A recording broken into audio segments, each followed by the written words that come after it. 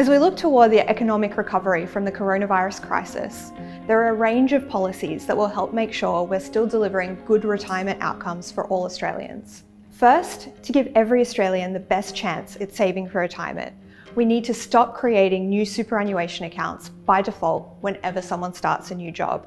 We need to make sure that workers can choose a single, high-quality super fund that they can easily take from job to job, just like their bank account.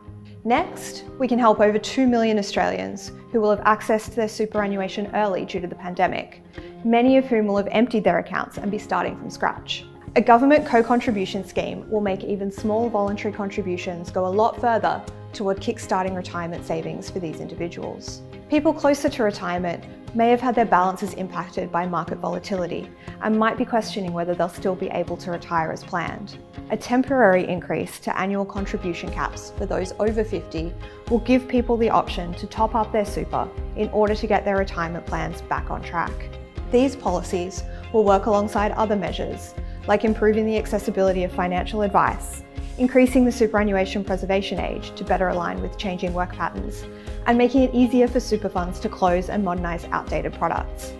Together, they'll help rebuild Australians' superannuation savings and, importantly, maintain confidence that the superannuation system is delivering good outcomes.